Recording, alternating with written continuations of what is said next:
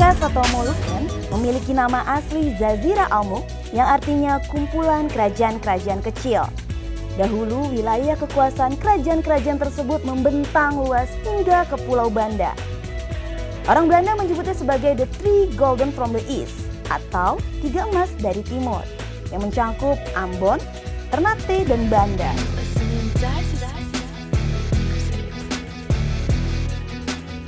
Wilayah Maluku memiliki keanekaragaman sosial budaya dan kekayaan alam yang berlimpah.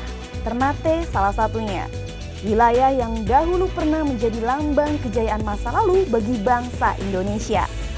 Dari sini, saya akan memulai perjalanan saya menikmati keindahan alam, budaya, dan sejarah yang ada di daerah ini.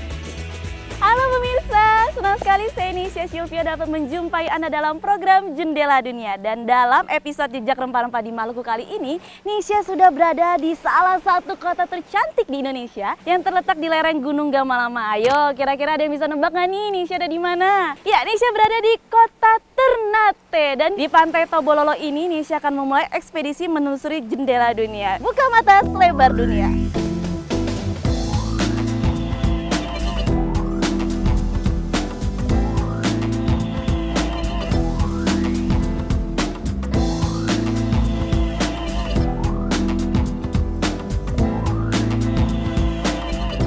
Ternate terletak di Provinsi Maluku Utara yang resmi berdiri pada tanggal 12 Oktober 1999 sebagai bagian dari pemekaran Provinsi Maluku. Wilayah Provinsi Maluku terdiri atas Kabupaten Maluku Utara, Kota Ternate, Kabupaten Halmahera Utara, Timur dan Selatan, Kabupaten Sula, dan Kota Tidore. Sejak tanggal 4 Agustus 2010, Ibu Kota Provinsi Maluku pindah ke daerah Sofifi, yaitu Pulau Halmahera. Kota Ternate memiliki luas wilayah sekitar 550 km persegi dengan 8 pulau di sekelilingnya, yaitu Pulau Ternate, Hiri, Moti, Mayau, dan Tifure. Sementara 3 pulau lainnya, Maka, Mano, dan Gurida, merupakan pulau kecil yang tak berpenghuni.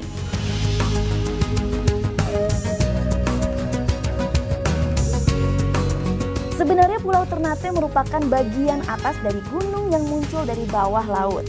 Karena berada di lereng Gunung Gamalama, maka tidaklah mengherankan ketika mengelilingi Pulau Ternate, puncak Gunung Gamalama akan selalu terlihat dari sisi manapun. Pantas ya Ternate senantiasa identik dengan Gunung Gamalama. Barangkali karena gunung ini pula Ternate dikenal sangat subur. Saya jadi penasaran, apakah saat ini Ternate masih layak disebut sebagai Pulau Rempah-Rempah?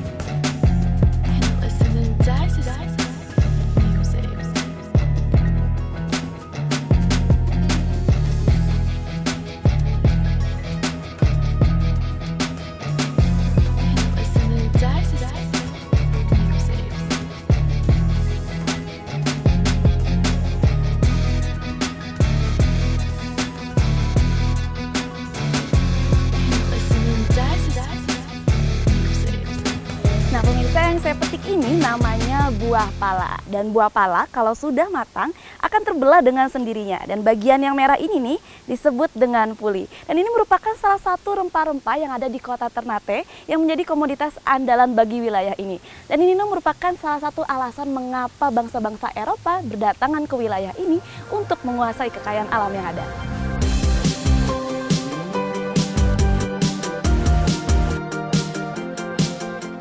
Di masa silam rempah-rempah telah memakmurkan Ternate dan Kepulauan Maluku.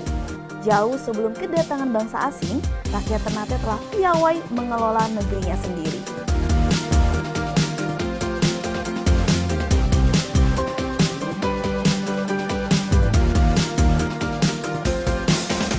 Seperti lazimnya di berbagai tempat, pasar merupakan pusat berlangsungnya transaksi perdagangan. Dari tempat ini kita dapat menemukan beragam kebutuhan untuk keperluan sehari-hari. Berbagai jenis rempah-rempah pun terlihat dijual oleh para pedagang.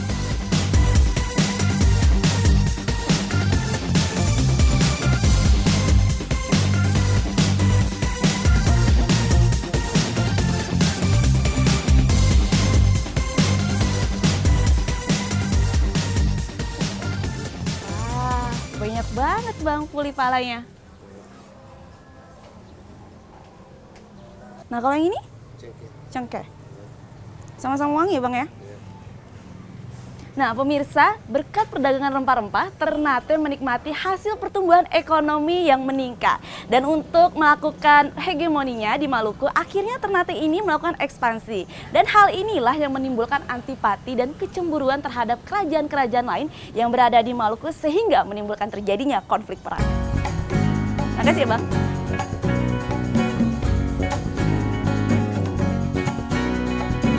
Keberadaan rempah-rempah seperti pala dan cengkeh di Ternate syarat dengan sejarah. Pala dan cengkeh yang dihasilkan menjadi daya tarik bagi bangsa Eropa seperti Portugis, Spanyol, dan Belanda untuk datang ke Ternate pada abad ke-15. Sebelum bangsa Eropa, banyak pedagang Arab dan Cina datang ke Ternate mencari cengkeh.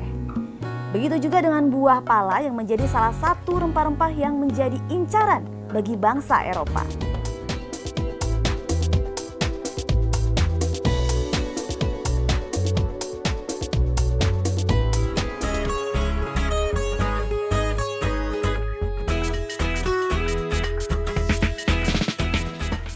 Sejarah Ternate tak bisa dilepaskan dari Kesultanan Ternate atau juga dikenal dengan Kerajaan Gapi.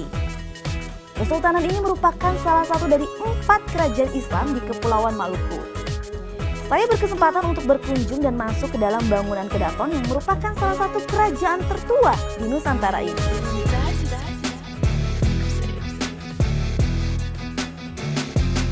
Nah, sejarah Ternate tidak bisa dilepaskan dari yang namanya Kesultanan Ternate atau yang dikenal dengan Kerajaan Gapi. Dan Kesultanan ini adalah salah satu dari 4 kerajaan Islam yang ada di Maluku dan merupakan salah satu kerajaan tertua di Indonesia.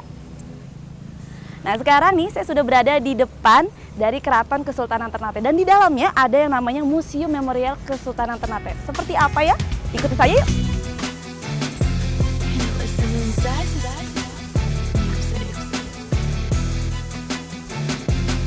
Keraton Sultan Ternate dibangun pada tanggal 24 November 1813 oleh Sultan Muhammad Ali di atas Bukit Limau Santosa dengan luas area 44,560 meter persegi. Keraton atau Istana Sultan Ternate terletak di Kelurahan Saosio di pusat kota Ternate, Maluku Utara. Berbentuk segi 8 dengan 2 buah tangga terutama pada sisi kiri dan kanan depannya. Dari jauh, bangunan yang kabarnya dibangun oleh seorang arsitek asal Tiongkok tampak seperti seorang singa yang sedang duduk.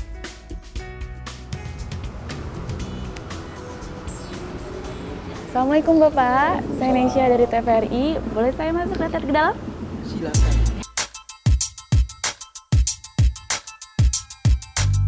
Didirikan oleh Bab Masyur Malamo pada tahun 1257, Kesultanan Ternate memiliki peranan penting di kawasan timur Nusantara antara abad ke-13 hingga abad ke-17.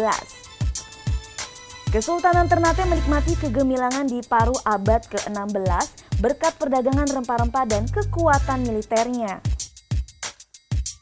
Di masa jayanya, kekuasaan Kesultanan Ternate mencakup wilayah Maluku, Sulawesi bagian utara, timur dan tengah, bagian selatan Kepulauan Filipina hingga Kepulauan Marshall di Pasifik.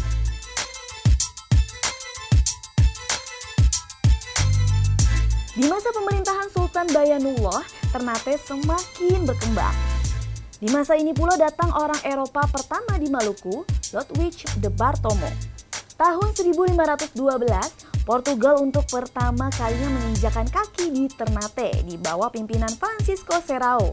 Atas persetujuan Sultan, Portugal diizinkan mendirikan pos dagang di Ternate. Portugal datang tak semata-mata untuk berdagang, melainkan untuk menguasai perdagangan rempah-rempah, pala, dan cengkeh di Maluku. Untuk itu terlebih dahulu mereka harus menaklukkan Ternate.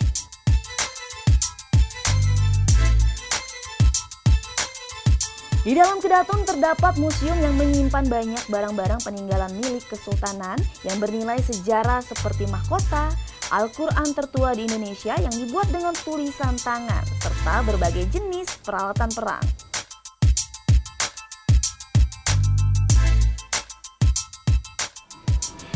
Nah pemirsa, sekarang saya sedang berada di dalam Museum Memorial Kesultanan Ternate dan di sini terdapat 446 kajian museum ya Pak ya? Iya. Betul? Iya. Barang-barang sekitar segitu? Iya. Nah saya penasaran nih Pak, ada yang bernilai arkeologika, ada yang bernilai historika dan ikonografika. Saya penasaran, kita lihat yuk.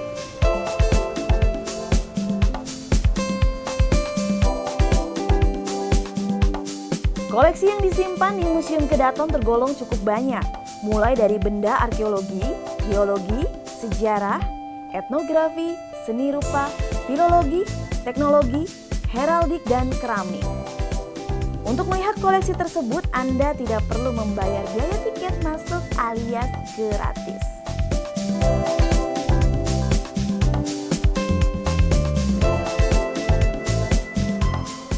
Oke Bapak, terima kasih banyak atas informasinya tadi dalam museum. Bermanfaat sekali buat saya pastinya. Saya pamit ya Pak ya.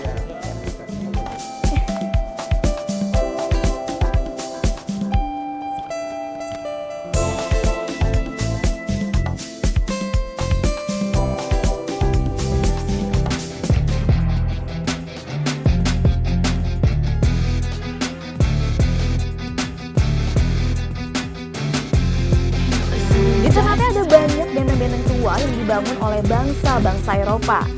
Ada benteng Toluco, Kalamata, Oranye, Kortanaka, Santo Pedro, dan Castella. Penasaran ya seperti apa kondisi benteng-benteng itu saat ini? Yuk kita berkunjung ke sana.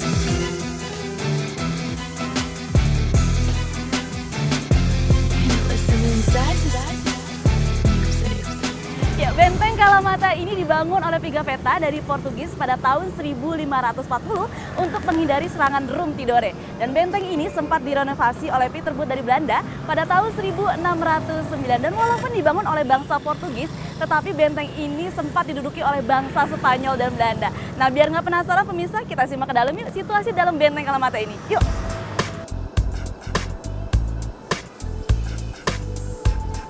Benteng Kalamata dibangun oleh Pigafetta dari Portugis pada tahun 1540 untuk menghadapi serangan Spanyol dari Rum Tidore. Dan direnovasi oleh Pieter Both dari Belanda pada tahun 1609. Benteng ini pernah diduduki oleh bangsa Spanyol dan Belanda. Yuk kita lihat situasi di dalam benteng Kalamata ini.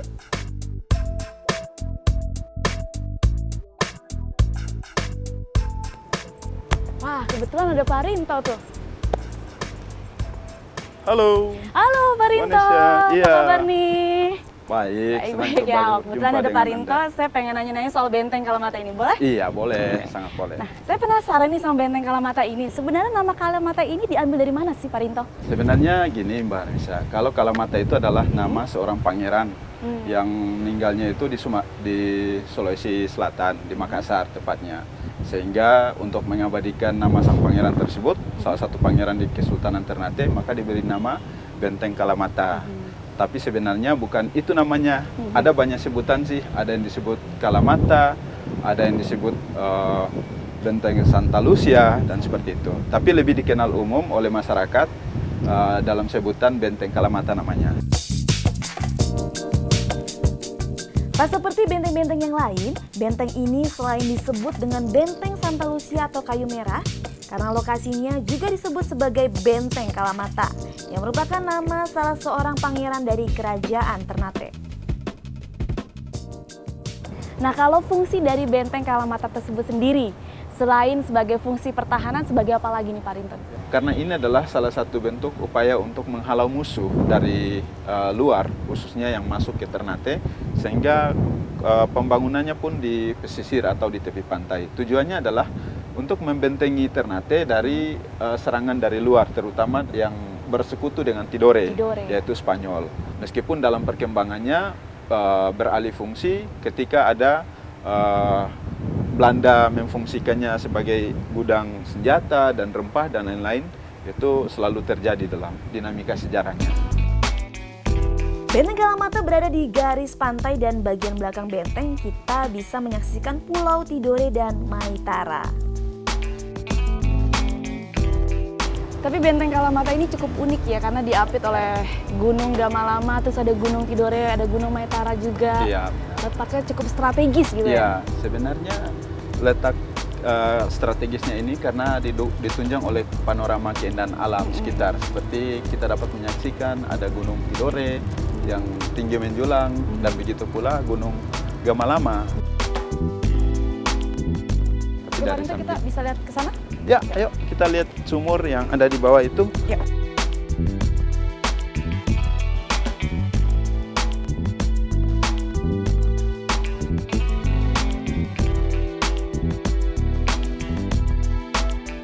Ya, ini Pak Rinto ada sumur di dalam benteng, berarti mungkin dulu difungsikan sebagai tempat minum untuk para tentara-tentara. Iya, benar sekali. Sumur ini dulunya itu memang dipakai untuk kepentingan air bagi para prajurit Belanda yang bisa menggunakan untuk keperluan minum, makan, dan lain-lain. Karena memang ini adalah salah satu benteng pertahanannya mereka dan dipakai untuk beraktivitas menjaga pertahanan keamanan.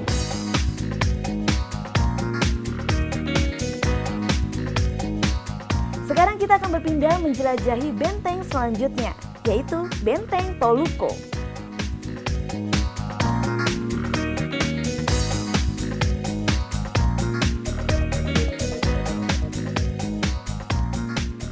Ya, selamat datang di Benteng Toluco. Nah, udah sampai nih kita nih Pak Rinto nih. Iya, benar. Kira-kira ada apa nih di dalamnya? Ya, seperti terlihat, Vanessa, itu tertulis bahasa Ternate, Oke. Inosa Lafuaro Masajara. Artinya, Itu artinya? mari masuk supaya kita tahu sejarahnya. Oke deh, mantul sekali. Oke, kita langsung masuk aja Kita ya. masuk aja, biar lebih jelas.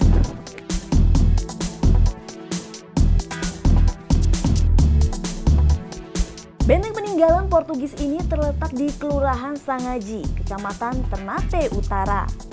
Benteng yang asalnya bernama Taluco ini dibangun oleh Francisco Serrao, seorang panglima Portugis pada tahun 1540.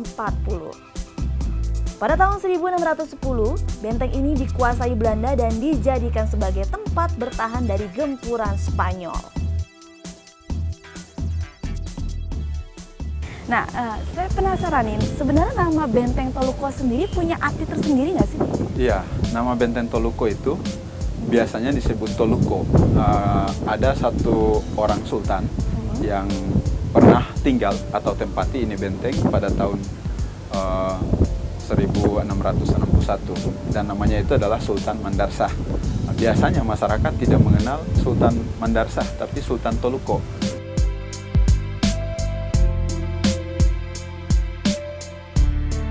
Dibandingkan dengan Benteng Kalamata yang tadi kita datangi nih, Iya. Benteng Toluco ini terlihat lebih kecil dibandingkan benteng tadi. Itu kenapa Pak Rinto? Benteng Kalamata adalah sebuah benteng yang berada di wilayah selatan, sehingga pantauan untuk kesultanan itu menjadi lemah.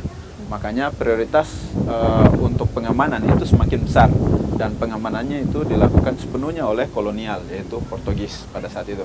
Tapi kalau di utara adalah basis kultur atau basis masyarakat adat, sehingga untuk memantau musuh yang datang dari luar itu tidak terlalu dikhawatirkan atau tidak berisiko, sehingga mungkin dibangun sesuai dengan kebutuhan pada saat itu.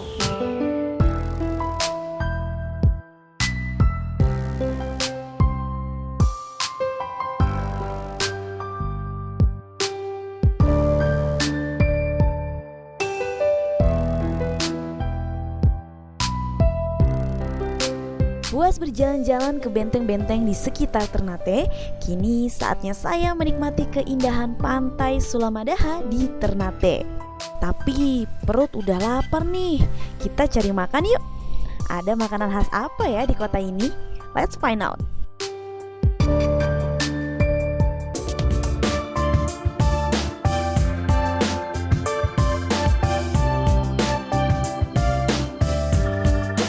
Makanan khas di Ternate cukup banyak. Umumnya, masakan khas di kota ini dibuat dengan campuran ikan. Selain itu, ada juga satu makanan khas yang membuat saya penasaran untuk mencicipinya, yaitu papeda.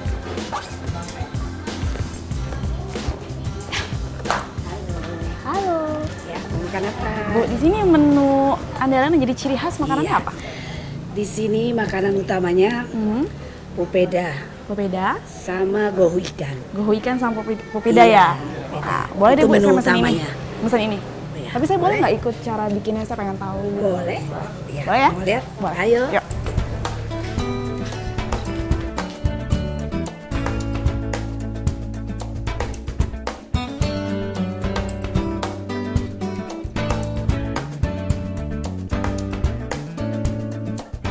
Nah pemirsa, sekarang saya bersama Bu Tati akan coba nih cara bikin papeda tuh gimana sih? Nah Bu Tati bisa ajarin saya nggak? Ya, boleh. Nah gimana nih Bu Tati? Ini papeda. Asalnya dari sagu. Sagu. Ya, Ini pohon sagu ya, ini sagu. Pertama-tama kita kasih air dulu biar ada ini ya. Buat masakinnya harus air mendidih. Jadi kita nggak masukin ke di atas kompor nggak. Disiram pakai air mendidih aja. Oh jadi langsung disiram? Iya, udah matang itu. Harus mendidih ya 100 derajat. Pokoknya di atas itulah. Kalau enggak, Papeda adalah makanan yang terbuat dari sagu, berupa bubur berwarna putih dan bertekstur lengket seperti lem. Papeda juga dikenal sebagai makanan khas rakyat Papua. Biasanya papeda disajikan dengan makanan lain yang berbahan ikan, seperti gohu ikan. lagi ya. Nah ini saya melihat ada ikan apa ini? Nah, kalau ini gohu ikan. Jadi gohu itu mentah. Ikan mentah cuman dikasih jeruk, kasih garam, terus minyak panas dituangin, udah.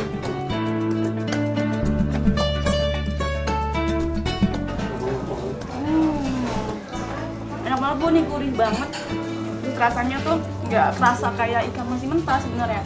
Mungkin kan tadi abis disiram sama minyak goreng yang belum mendidih kan. Jadi agak sedikit matang gitu. Nah Ibu, makasih ya udah diajarin bikin papeda juga, udah diajarin bikin gohu ikan. sama-sama. Saya tunggu depan ya Bu ya. Oke, nanti saya siapkan ke depan. Siap. Silakan. Oke, Bu. Ya.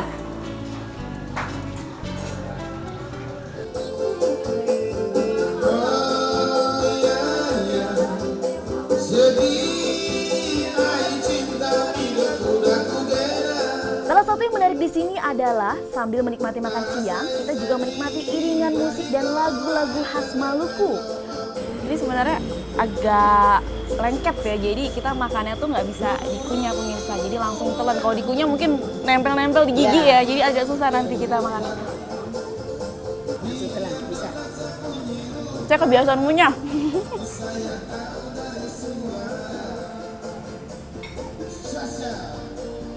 Enak.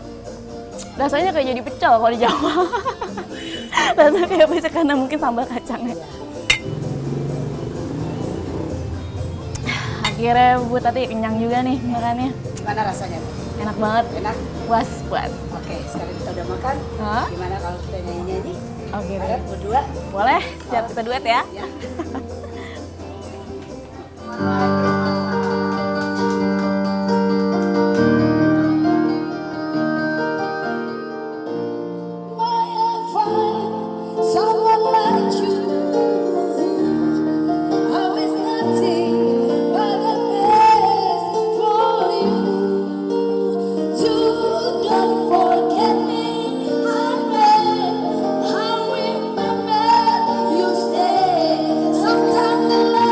Puas merasakan makanan khas Ternate, saya melanjutkan perjalanan ke Pantai Sulamadaha. Pulau Ternate memiliki panorama bahari yang sangat indah. Salah satunya adalah keindahan Pantai Sulamadaha. Terletak sekitar 14 km dari pusat kota Ternate, pantai yang selalu ramai dikunjungi ini merupakan lokasi favorit untuk aktivitas diving dan snorkeling. Nah, sekarang saya sudah berada di hall yang merupakan salah satu spot terbaik dari Pantai Sulamadaha. Dan di sini wajar saja kalau dibilang favorit karena airnya sangat jernih sekali. Dan gitu saya juga bisa melihat langsung ke Pulau Hiri yang di sebelah sana. Dan saya juga bisa berenang sambil bermain sama ikan. Wah, pastinya para wisatawan banyak banget yang datang ke sini. Menikmati keindahan nuansa alam di Pantai Sulamadaha ini mampu menghilangkan kepenatan setiap orang yang mengunjunginya, termasuk saya nih. Hamparan pasir dan deburan ombak, laut nan biru, serta pemandangan Pulau Hiri yang dikelilingi bukit batu dan pepohonan membuat kita betah dan ingin berlama-lama tinggal di sini. Namun sayang nih, hari sudah menjelang petang dan saya harus bergegas kembali ke kota. Wah, ternyata seru juga ya jalan-jalan di kota Ternate. Nah, tadi saya sudah mengunjungi Kedaton Kesultanan Ternate. Tadi saya juga sudah mengunjungi nih benteng-benteng kolonial yang ada di sini. Dan saya juga sudah mencicipi makanan khas ini dan keindahan alam yang ada di sini. Namun saya sekali waktunya saya sudah berakhir. Terus saksikan penelusuran saya dalam menelusuri jejak-jejak bangsa asing dalam Jendela Dunia. Buka mata selebar dunia. Sampai jumpa dan see you next time.